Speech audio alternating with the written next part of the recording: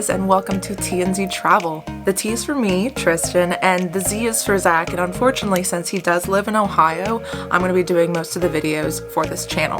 But boop, there he is, super cute, love him. On our channel, you guys will be able to find tips and tricks on how to travel on a budget, since both of us are artists just trying to figure out life. Money is a little bit of an issue, so traveling on a budget is definitely going to be one of our main focuses. We're also going to be sharing our travel itineraries, the best eats that we can find but still on a budget, share our favorite places, the hidden gems that we can find, even packing lists and little things like that.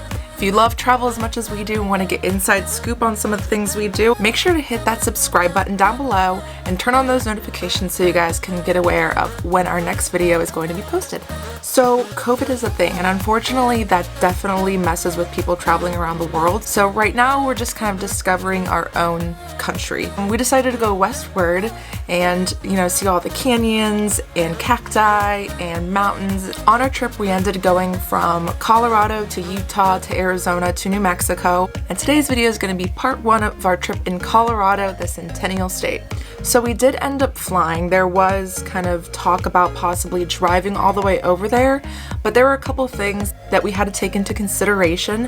One was cost. Was it going to be cheaper overall to just fly and rent a car and drive around?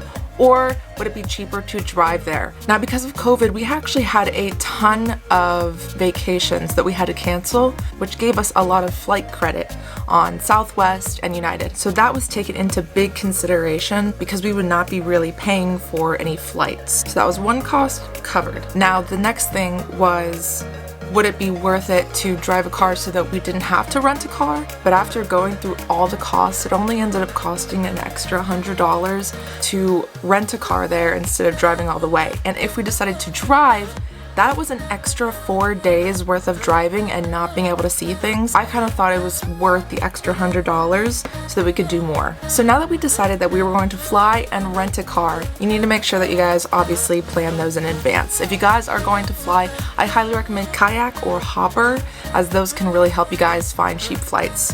When it also came to figuring out what rental car that we should get, we definitely wanted to make sure we stayed as cheap as possible. I ended up finding a economy car through Enterprise. Now with Enterprise, they have unlimited miles, they have really cheap rates. They do allow people under 25 to drive. You have to be at least 21, but you do have to pay an extra fee of $20 every day that you guys are renting the car. Compared to other rental companies, this was actually a very cheap amount. Another budget tip. Make sure you guys try and find a rental car place that's not at an airport. Airports charge a whole lot more for you to rent a car from their area than finding a rental car facility outside of the airport. So when we flew into Denver, we decided to get an Uber and have us drive about 25 to 30 minutes to an Enterprise, and that cost us at least 30% less. Now I know, because of COVID, people are like, why are you traveling? Are you being safe? And we definitely were. We were social distancing, we kept our masks on the entire time. We were definitely playing by all the state's rules. Definitely have to research if you guys are gonna be traveling right now at this time. I highly recommend waiting until COVID lets up if you guys definitely wanna do stuff, out of the country, or to any places that are just really strict about the COVID situation. Also, don't forget to bring disinfectant wipes on the plane. I know that they clean, but you never know how much they actually clean. We just want to wipe down every single thing, keep your mask on the entire time, bring that hand sanitizer, and just stay safe. So Colorado, oh my gosh, we were so excited to go there. We've only been there once for a music festival, and we didn't really get to see much. We were only there for the 3 days and on the actual festival grounds, so we didn't really get to explore. The first thing that of course we had to do when we went to Colorado, sorry mom, sorry dad, we went to a place where you could get that wonderful green leaf, right? Anyways, so that was our first stop, and then we decided to go over to a place called Torchy's Tacos to eat.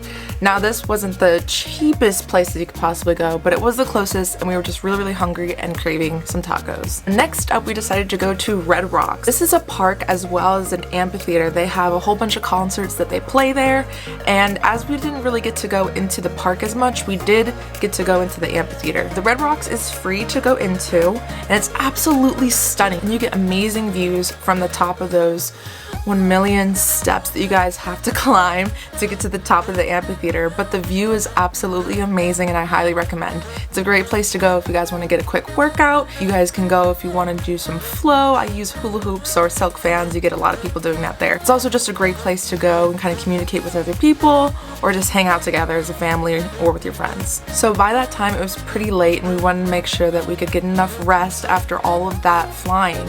Now when it came to accommodation, I wanted to make sure we could find the cheapest things possible so that way we could spend more money on activities. So I was looking for at least hotels that weren't super crummy, you know, and also ones that had free breakfast. So we decided to stay at a Microtel Inn that was in Denver. Now Denver hotels are actually really expensive. I looked through Airbnb, and since this was our anniversary trip, I didn't really want to spend it in a hostel and be with other people. We ended up spending $65 for this hotel. I wish it was cheaper, but that was the cheapest that we could find for the time being since I was planning this trip a couple weeks before we left. Now this hotel did have free breakfast, but the next day was our anniversary, so we decided to kind of spend a little bit more than the other days. We decided to go to Denver Biscuit Company for breakfast. And if you have not been, I highly recommend it. It is absolutely delicious. You can get a biscuit with like anything on it. They have biscuits that you can turn into French toast. They have just like savory things and sweet things and delicious drinks to have with your food as well. So after we finished our yum-yums, we went to Rino Art District. You know, as artists, we definitely love to see kind of what local people do. The Rino Art District, it has a whole bunch of wall murals and they are stunning. And these were just a couple of our favorites. Now, when you guys are at the Rino Art District, I highly recommend you look up where the majority of these are. Next up, we decided to go to the Painted Mines.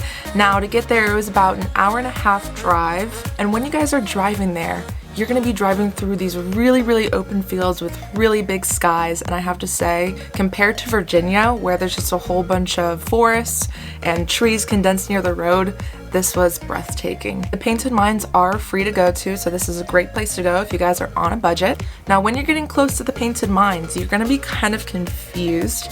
It won't seem like you're going to the Painted Mines in photos that you may have seen online, but once you pull in, you're going to take a little hike up a small trail, and then it's going to drop into sort of like a small canyon area.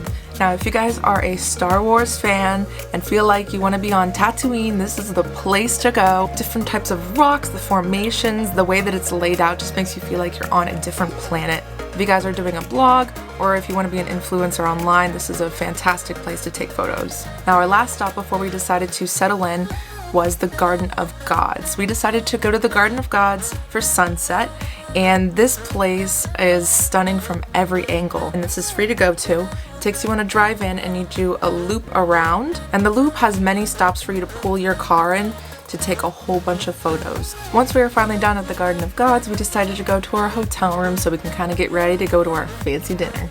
We did stay at Econo Lodge, which is actually a really cheap place to stay, and they have a lot of them everywhere. It was about $53 to stay there, which in Colorado Springs is actually pretty good, since Colorado Springs does also have pretty expensive accommodation. But once we were done making ourselves look fine, we went over to the Rabbit Hole, which is kind of hard to find if you don't exactly know what you're looking for. It's like a subway entranceway.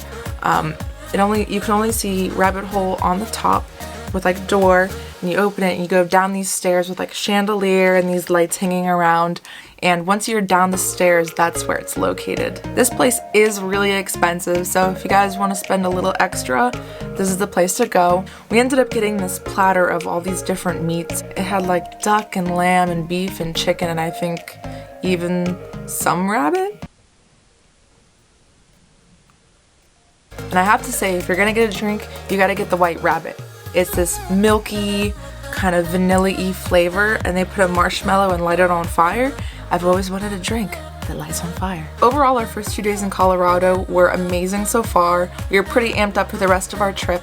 Now, my favorite part definitely had to be the Painted Mines, as it really just put me in a different world and made me feel like I was really traveling somewhere. If you guys want to see a full itinerary of our trip to Colorado, make sure to check out the comments below. And stay tuned because next week we're going to be posting our video for Colorado Part 2. Thank you guys for watching. I hope this inspires you to get out of your bed and go and see the world if you guys can. Remember to stay safe, and I'll talk to you guys later. Boo, boo, boo, boo.